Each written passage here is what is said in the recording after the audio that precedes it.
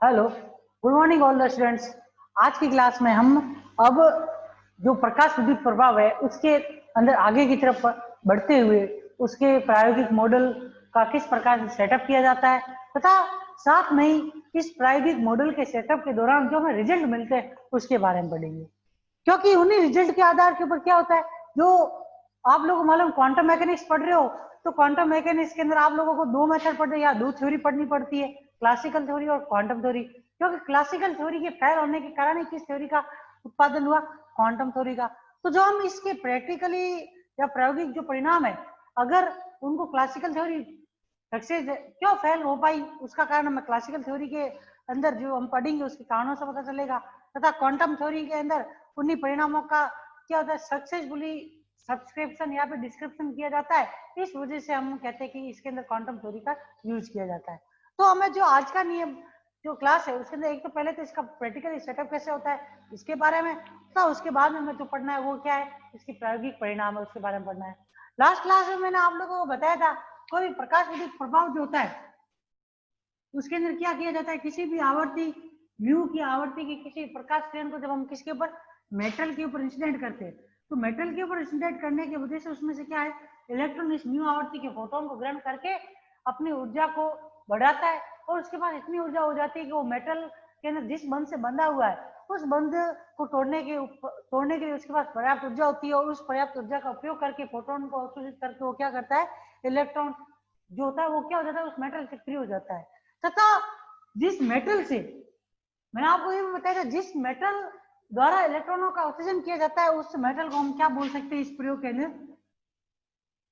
Photo उत्सर्जक या photo electron उत्सर्जक। फोटो इलेक्ट्रॉन उत्सर्जक भी हम कह सकते हैं इसको इस प्रयोग के अंदर इस धातु को। तो आपको ध्यान रखना है किसी भी प्रकाश की किरण को अगर आप किसी भी मेटल के ऊपर डालते हो तो उसकी इंटेंसिटी या तीव्रता जो होती है वो उसके अंदर उपस्थित फोटोन की संख्या के ऊपर डिपेंड करती है, परंतु उस प्रकाश की आवृत्ति जो होती है वो हमेशा क्या होती है, वो उस फोटोन जितने उसके अंदर फोटोन है उसकी फ्रीक्वेंसी के ऊपर डिपेंड करती है। मान लो अगर एक फोटोन की फ्रीक्वेंसी म्यू बराबर 50 हर्ट्ज है तो बाकी सब फोटोन की भी फ्रीक्वेंसी क्या होगी, वही होगी। इस वजह से किसी भी प्रकाश की आवृत्ति जो होती है वो उसकी तीव्रता को प्रदर्शित नहीं करती, तीव्रता हमेशा उसके अंदर उपस्थित फोटोन की संख्या को प्रदर्शित करती है। तो म्यू हमेशा फिक्स होता है, कोई भी प्रकाश की किरण होगी उसके लिए म्यू हमेशा फिक्स होगा। ये है कि अगर उसमें उपस्थित फोटोन की आवृत्ति चेंज हो जाए तो उस कंडीशन में प्रकाश की तीव्रता की फ्रीक्वेंसी भी क्या हो जाएगी, चेंज हो सकती है, बाकी कभी भी फ्रीक्वेंसी कभी भी परिवर्तित नहीं होती। तो ये ध्यान रखना इसके अंदर क्या होता है, प्रकाश विद्युत प्रभाव में मेटल के ऊपर विकिरण को डाली जाती है, विकिरण से फोटोन का अवशोषण होता है, अवशोषण विकिरण के अंदर उपस्थित फोटोन का धातु द्वारा अवशोषण होता है और धातु के अवशोषण के कारण उसमें से इलेक्ट्रॉन क्या हो जाते हैं, मुक्त होते हैं तथा धारा का प्रवाह होता है। तो इस धारा को प्रकाश विद्युत धारा तथा इस इफेक्ट को हम कौन सा इफेक्ट बोलते हैं, प्रकाश विद्युत प्रभाव बोलते हैं। तथा जिस मेटल के द्वारा इलेक्ट्रॉन को उत्सर्जन किया जाता है उसको हम कौन सा उत्सर्जक बोलते हैं, फोटो इलेक्ट्रॉन उत्सर्जक कहते हैं। अब हम इसकी एक तो प्रायोगिक व्यवस्था पढ़ेंगे कि किस प्रकार से इसका सेटअप किया जाता है, उस सेटअप के आधार के ऊपर हम क्या करेंगे, इसके अंदर जो इसके प्रायोगिक परिणाम है उसके बारे में पढ़ेंगे।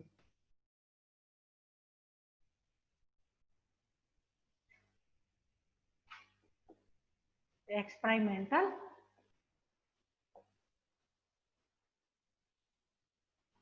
Experimental setup. इसके एक्सपेरिमेंट सेटल में एक इसके अंदर ट्यूब लगाई जाती है, उस ट्यूब के अंदर दो धातु की प्लेटें एक कैथोड के रूप में और एक एनोड के रूप में लगी होती है।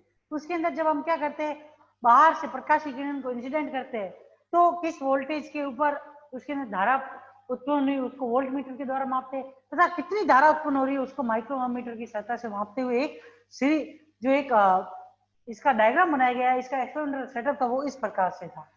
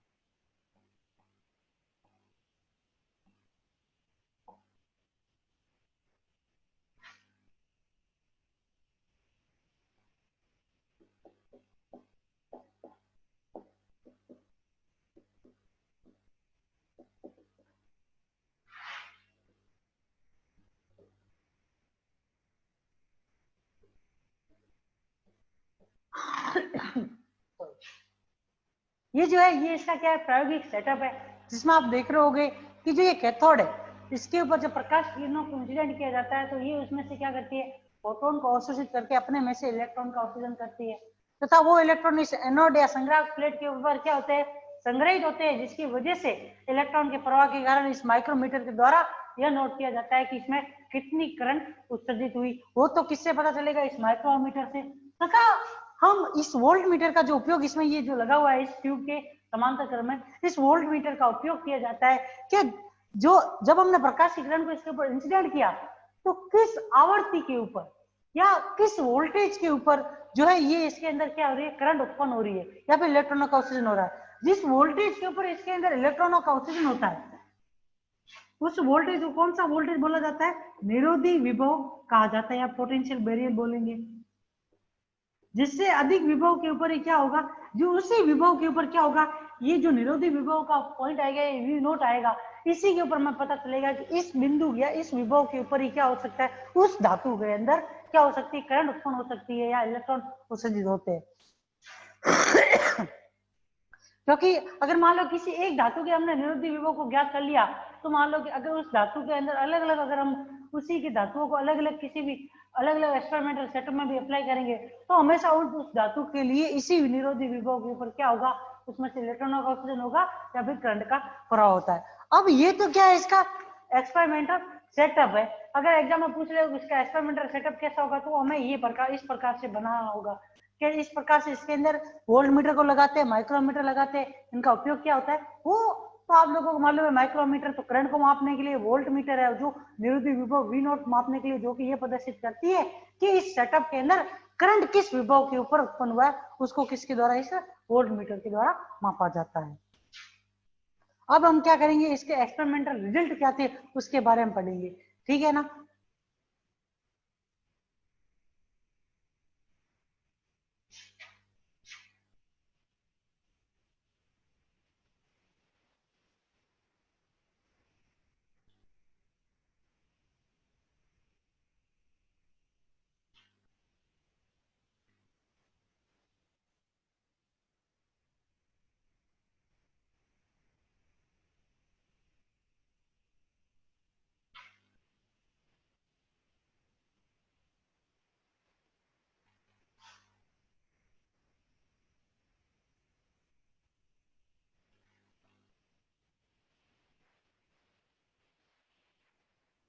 जो इसके प्रायोगिक परिणाम है उसमें सबसे पहला प्रायोगिक परिणाम जो है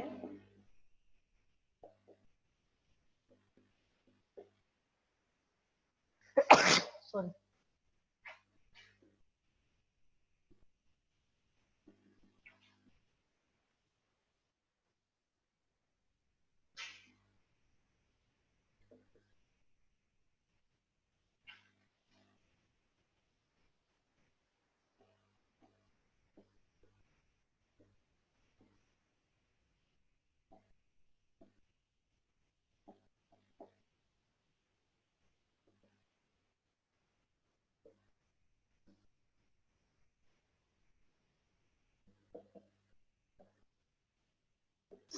जब हमने क्या किया कि फिक्स फ्रीक्वेंसी की किसी भी प्रकाश की किरण को अगर हम क्या करते हैं किसी धातु के ऊपर इंसिडेंट करते हैं तो उस कंडीशन में उस धातु के द्वारा जो करंट उत्पन्न होगी, क्योंकि आप लोगों को मालूम है इलेक्ट्रॉन उत्सर्जित होंगे तो इलेक्ट्रॉन के विपरीत दिशा में करंट देगी, तो जो इलेक्ट्रिक करंट उत्पन्न होती है उसको हम कौन सी करंट बोलते हैं, फोटो इलेक्ट्रिक करंट बोलते हैं। तो वो फोटो इलेक्ट्रिक करंट जो होती है वो किसके ऊपर डिपेंड करती है, प्रकाश की तीव्रता के डायरेक्टली प्रोपोर्शनल होती है।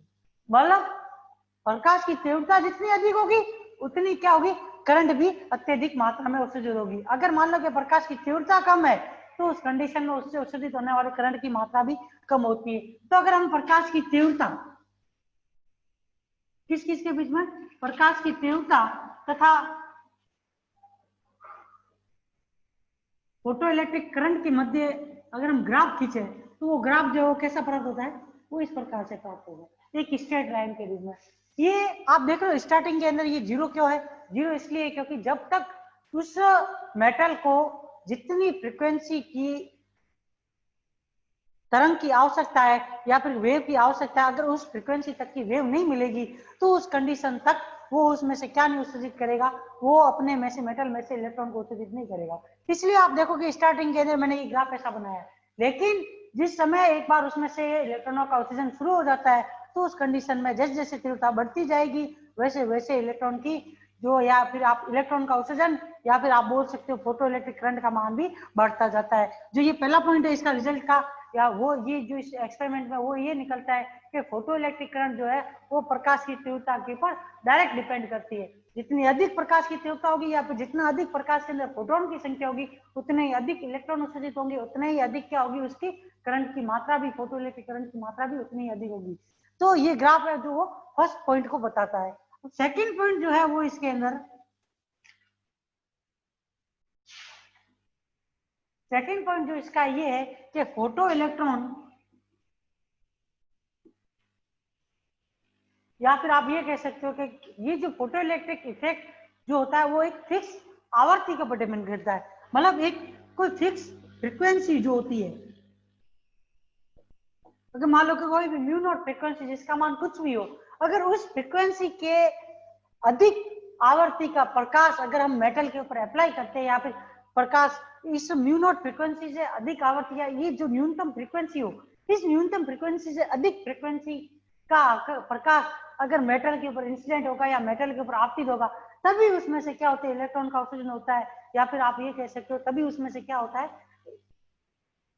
इलेक्ट्रॉन का उत्सर्जन होगा और फोटो इलेक्ट्रिक करंट का क्या होगा, प्रवाह होता है। तो आप लोगों को ये ध्यान रखना है कि फोटो इलेक्ट्रिक इफेक्ट जो होता है वो एक फिक्स फ्रीक्वेंसी के ऊपर डिपेंड करता है, या फिर एक न्यूनतम फ्रीक्वेंसी के ऊपर ही पॉसिबल होता है। और जिस फ्रीक्वेंसी के ऊपर ये फोटो इलेक्ट्रिक इफेक्ट उत्पन्न होता है या प्रभाव दिखाई देता है, उस फ्रीक्वेंसी को कौन सी फ्रीक्वेंसी बोलते हैं, दहली आवर्ती या फिर थ्रेशोल्ड फ्रीक्वेंसी बोलते हैं। तो आप लोगों को ध्यान रखना है कि फोटो इलेक्ट्रिक इफेक्ट या फोटो इलेक्ट्रिक उत्सर्जक जो होता है वो एक न्यूनतम फ्रीक्वेंसी की आवर्ती की प्रकाश की किरण के ऊपर ही इलेक्ट्रॉन का उत्सर्जन करता है या फिर अपने प्रभाव को प्रदर्शित करता है। जिस फ्रीक्वेंसी के ऊपर ये अपने प्रभाव को प्रदर्शित करता है उसको हम क्या बोलते हैं, दहली आवर्ती बोलते हैं। तथा प्रत्येक पदार्थ या प्रत्येक धातु के लिए इस दहली आवर्ती का मान भी क्या क्या होता है, अलग अलग होता है। क्योंकि आपको मालूम होना चाहिए कि कोई भी अलग अलग धातु ले तो उसमें जो इलेक्ट्रॉन की बंधन ऊर्जा जो होती है उसका मान अलग अलग होता है। तो वो अलग अलग फ्रीक्वेंसी की ऊर्जा के ऊपर ही क्या है, अपने इलेक्ट्रॉन को उत्सर्जित करते हैं। इस वजह से प्रत्येक पदार्थ के लिए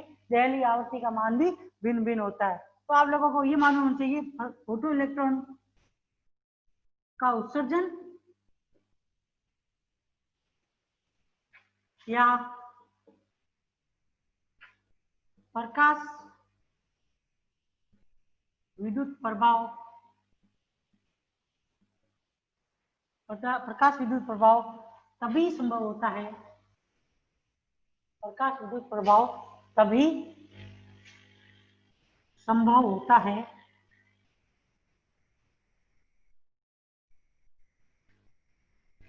प्रकाश विद्युत प्रभाव तभी संभव होता है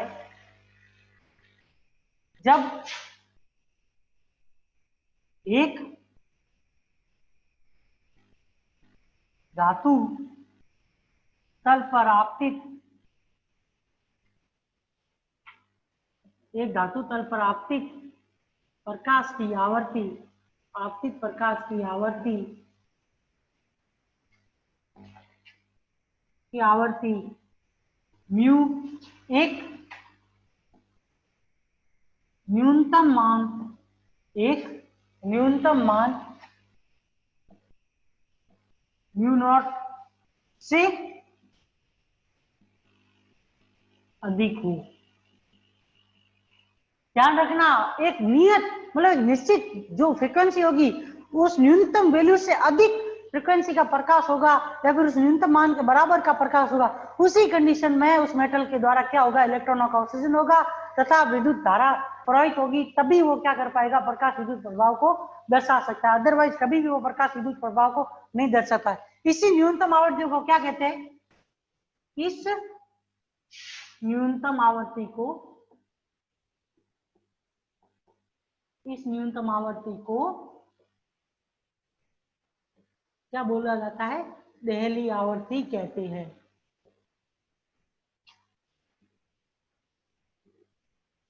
इस न्यूनतम आवृत्ति को क्या कहते हैं, दहली आवृत्ति कहते हैं। ये हमेशा किससे, म्यू नॉट से प्रदर्शित की जाती है, ये आप लोगों को ध्यान रखना है। और अलग अलग प्रकार। यह आवृत्ति जो होती है वो भिन्न भिन्न धातुओं के लिए भिन्न भिन्न होती है, ये आप लोगों को ध्यान रखना है।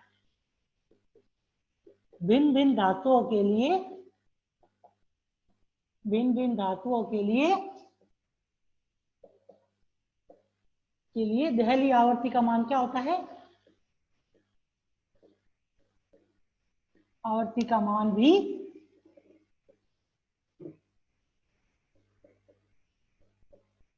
भिन्न भिन्न होता है, ये हमें ध्यान रखना है इसके अंदर। ये इसका मेन पॉइंट है। मतलब हम जितने प्रकार के जो जो धातु लेंगे, अलग अलग प्रकार के जितने भी धातु ले, उन सब धातुओं के लिए इस आवर्ती का मान क्या होगा? अलग अलग होगा।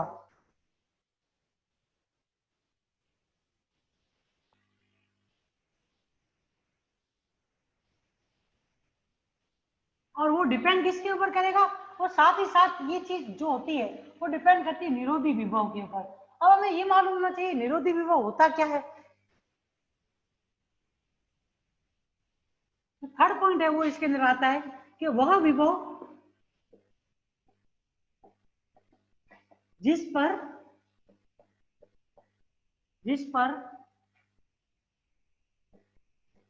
प्रकाश विद्युत धारा का मान क्या होता है? प्रकाश विद्युत धारा का मान शून्य होता है। प्रकाश विद्युत धारा का मान शून्य होता है, उसे निरोधी विभव कहते हैं। उसे निरोधी विभव कहते हैं। इसे V नॉट से प्रदर्शित करते हैं। अब इस पॉइंट का और इस पॉइंट का एक दूसरे से रिलेशन है, क्योंकि जो निरोधी विभव होगा वो भी किसके ऊपर डिपेंड करेगा? फ्रीक्वेंसी के ऊपर। और निरोधी विभव का मान कब बदलेगा? जब आपतित होने वाली या उस न्यूनतम फ्रीक्वेंसी का मान जब बदलता है तो उस कंडीशन में निरोधी विभव का मान भी क्या हो जाता है? बदल जाता है। क्योंकि जब न्यूनतम आवर्ती कोई धातु है जिसकी न्यूनतम आवर्ती कोई मान लो 50 या 60 हर्ट्ज है, उसके ऊपर अगर वो उसमें से इलेक्ट्रॉन को उत्सर्जित कर रहा है एक धातु के लिए और दूसरे धातु के लिए वहीं पर वो क्या कर रहा है? 70 हर्ट्ज के ऊपर फ्रीक्वेंसी के ऊपर अगर वो क्या कर रहा है? उसमें से इलेक्ट्रॉन को उत्सर्जित कर रहा है, तो उस कंडीशन में दोनों के लिए निरोधी विभव का मान अलग अलग होगा। क्योंकि पहले के लिए तो निरोधी विभव उस समय वोल्टेज 60 हर्ट्ज के ऊपर कुछ और होगी, 70 हर्ट्ज के ऊपर कुछ और होगी। तो आप लोगों को ध्यान रखना है जब विरोधी विभव का भाग बदल रहा है निरोधी विभव का मान, तो उसका कारण क्या है कि न्यूनतम फ्रीक्वेंसी जो है प्रकाश विद्युत प्रभाव के लिए वो भी क्या हो रही है? बदल रही है, तभी वो भी बदल रहा है। तो इसका जो ग्राफ जो होता है वो किस प्रकार से होता है?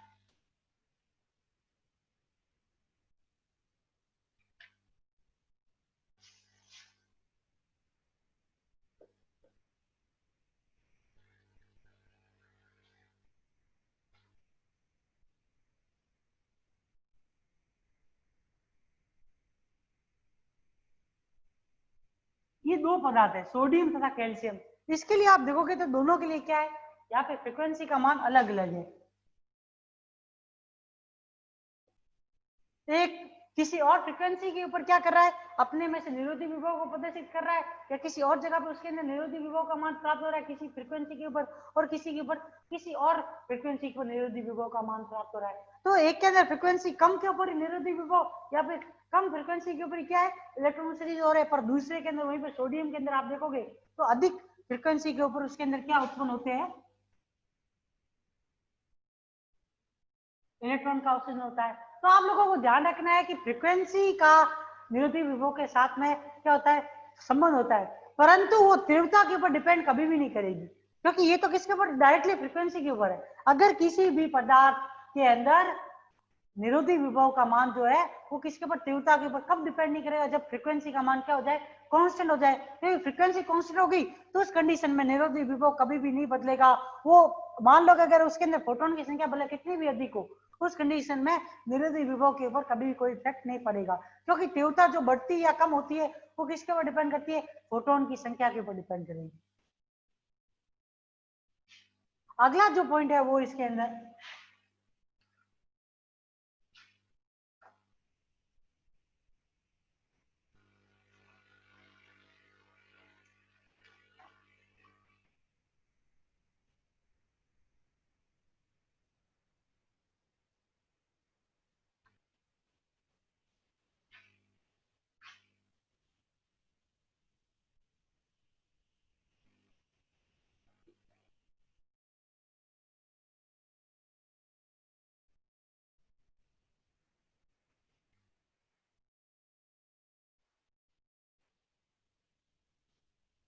फोर्थ पॉइंट ये है कि अगर फ्रीक्वेंसी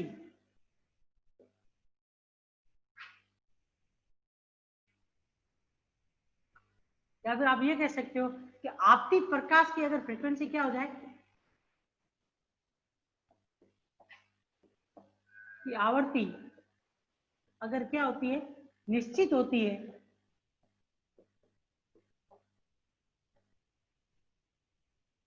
तो V नॉट जो होता है वो किसके ऊपर प्रकाश की तीव्रता पर निर्भर नहीं करता है। ये इसका मेन पॉइंट है। आवर्ती जो होगी उसके ऊपर डिपेंड करेगा, क्योंकि जिस आवर्ती का उसने फोटोन ग्रहण किया उसी आवर्ती के साथ में वो अगर वो इलेक्ट्रॉन को, क्योंकि आवर्ती जो है वो ऊर्जा के रूप में है, तो अगर उसको मान लो उतनी ऊर्जा मिल गई जिस आवर्ती की अपने किरण डाली है, तो अगर मान लो उसके अंदर कितने भी फोटोन हो तो सारे फोटोन को तो ग्रहण नहीं करेगा ना। जैसे जैसे वो धीरे धीरे तीव्रता बढ़ेगी तो हाँ ये जरूर है कि इलेक्ट्रॉनों की संख्या जैसे जैसे बढ़ेगी करंट का मान बढ़ सकता है, परंतु आपतित प्रकाश की तीव्रता के ऊपर कभी भी निरोधी विभव का मान डिपेंड नहीं करता है। फिफ्थ पॉइंट, निरोधी विभव V नॉट तथा प्रकाश की आवर्ती में जो संबंध है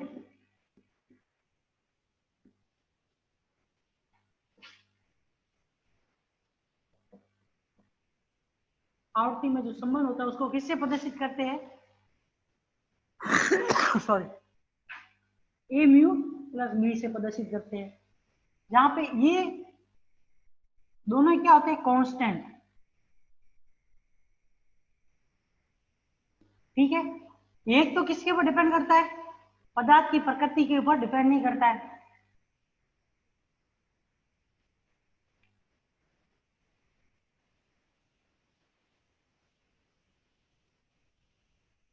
और एक कांस्टेंट जो होता है वो किसके ऊपर डिपेंड करता है पदार्थ की प्रकृति पर निर्भर करता है। ठीक है ना, तो ये जो है ये V नॉट निरोधी विभव तथा प्रकाश की आवर्ती के जो मध्य संबंध है V नॉट बराबर ए म्यू प्लस बी। तभी आप देखोगे तो ये ग्राफ जो है जो आप बना रहे हो वो कहां से जीरो से क्यों नहीं स्टार्ट हो रहा है, क्योंकि आप देखोगे तो ये सेम इक्वेशन किसकी तरह है y बराबर mx प्लस सी की तरह। और जब c आ जाता है तो उस कंडीशन में ये इक्वेशन जो है वो कभी भी जो लाइन की इक्वेशन जो है वो कभी भी जीरो से या फिर मूल बिंदु से स्टार्ट नहीं होती है। इस वजह से आप देख रहे थे जो मैंने फ्रीक्वेंसी तथा V नॉट के मध्य जो ग्राफ बनाया था इससे पहले वाले पॉइंट में वो क्या था अलग अलग, या फिर जीरो से क्यों स्टार्ट नहीं हो रहा था, जिसका कारण ये था कि जो निरोधी विभव जो होता है वो क्या होता है कांस्टेंट के ऊपर भी डिपेंड करता है। जब फ्रीक्वेंसी का मान शून्य होगा उस कंडीशन के अंदर वो वैल्यू जो होती है या फ्रीक्वेंसी जो होती है वो क्या होती है जीरो नहीं होती है। विरोधी विभव के जीरो मान के ऊपर फ्रीक्वेंसी का मान कभी भी जीरो नहीं होता, इस वजह से ये ग्राफ जो है वो जीरो से स्टार्ट ना होकर किसी और स्थान से स्टार्ट होता है।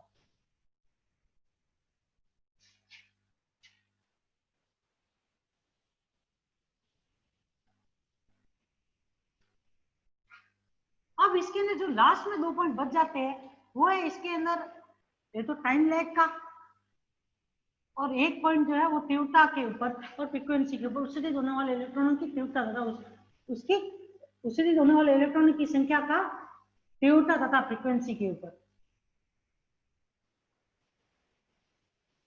अगला छठा जो पॉइंट है वो ये है कि जो उत्सर्जित इलेक्ट्रॉन जो होते हैं कि जो अधिकतम गतिज ऊर्जा होती है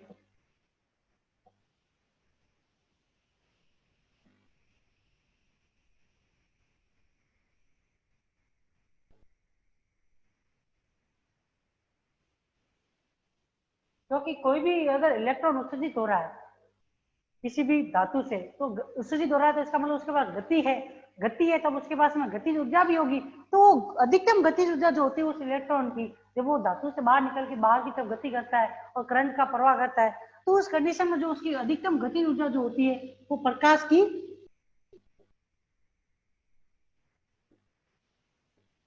आवर्ती पर निर्भर करती है,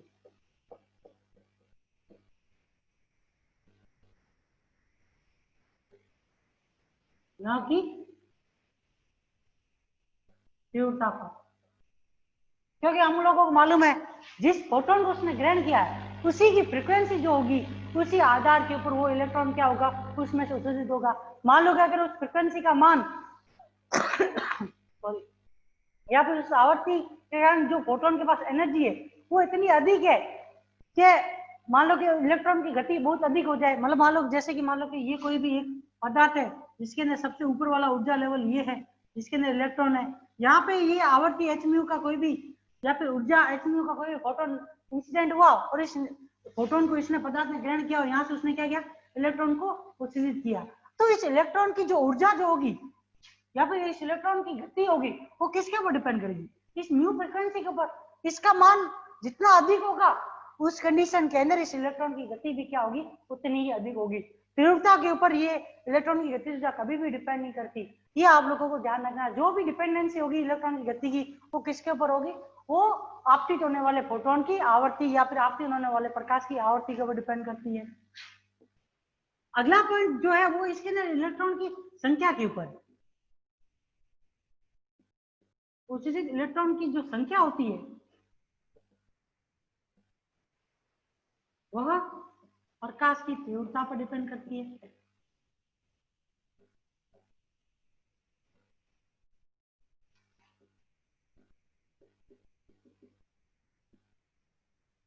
न कि प्रकाश की आवर्ती पर।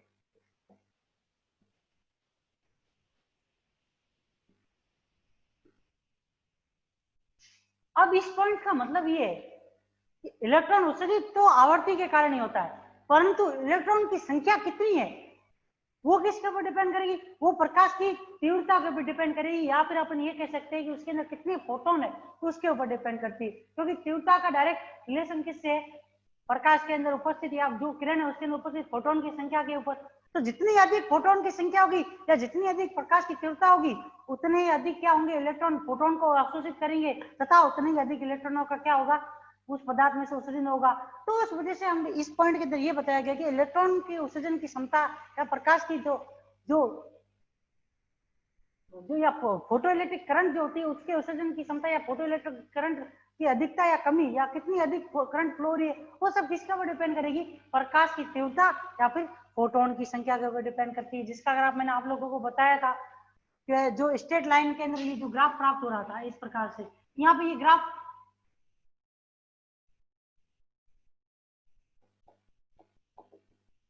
के साथ में क्या है, जैसे जैसे तीव्रता बढ़ रही है वैसे वैसे करंट की मात्रा भी क्या है, बढ़ती जाएगी। जब तीव्रता बहुत अधिक हो जाएगी तो उस समय पर अनंत हो जाएगी, तो उस समय इलेक्ट्रॉनों का ऑक्सीजन भी क्या हो जाता है, अनंत हो जाता है, या करंट की मात्रा भी क्या हो जाती है, अनंत तक चली जाती है। और आप लोगों को दूसरी चीज ये ध्यान रखनी है कि मान लो कि आपने अलग अलग तीव्रता के प्रकाश किसी पदार्थ के ऊपर डाले तो कंडीशन मान लो कि जिस पदार्थ के ऊपर आपने जो प्रकाश की अलग अलग तीव्रता की करंट डाली है या फिर अलग अलग तीव्रता की जो किरण आपतित की है, मान लो कि अलग अलग तीव्रता की जो करंट किरण आपने आपतित की, जिस किरण की आवृत्ति अधिक होगी उस पदार्थ से या उसी पदार्थ से जो अलग अलग आवृत्ति की हमने किरणें डाली है, अधिकतम आवृत्ति वाली किरण से क्या होगी, अधिकतम फोटो इलेक्ट्रिक करंट का उत्सर्जन होता है। जिसका ग्राफ हम किस प्रकार से भी बना सकते हैं।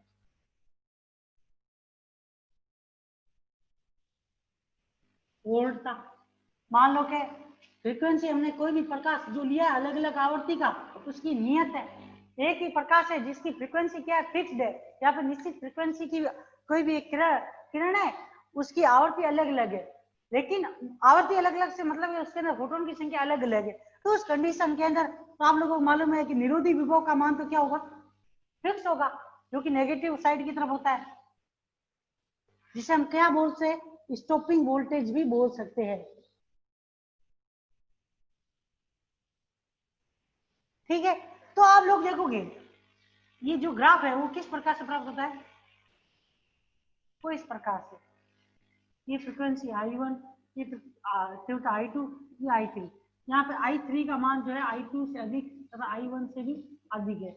ये जो ग्राफ है उसके अंदर आप देखोगे अलग अलग फ्रीक्वेंसी के ऊपर जो है फोटो इलेक्ट्रिक करंट का मान अलग अलग प्राप्त हो रहा है। इसका कारण ये है कि जो I3 है उसके ऊपर करंट, फोटोइलेक्ट्रिक करंट अधिक क्यों है, इसका मतलब ये हुआ कि जो I3 करंट है उसकी तीव्रता क्या है, I2 तथा I1 से अधिक है। उस वजह से प्रकाश विद्युत प्रभाव के अंदर या उस धातु के अंदर I3 तीव्रता की करंट, I3 तीव्रता की जो आपतित करण है उसके ऊपर जो हमें करंट होगी वो अधिक प्राप्त होगी। ये इस ग्राफ से पता चलता है, सीधा ही पता चल रहा है। दूसरा इस ग्राफ से भी पता चलता है, तीव्रता जितनी अधिक होगी करंट उतनी अधिक बहेगी। और अलग अलग एक ही धातु के लिए अलग अलग तीव्रता की करंट है, अलग अलग तीव्रता की अगर किरणों को भी इंसिडेंट किया जाए तो उसमें भी जो ग्राफ है जो एक ही स्टॉपिंग वोल्टेज के ऊपर क्या होगा, अलग अलग प्रकार का ग्राफ किस प्रकार से प्राप्त होता है, इस प्रकार से प्राप्त होता है। लास्ट पॉइंट इसमें रह जाता है वो है टाइम लैग का।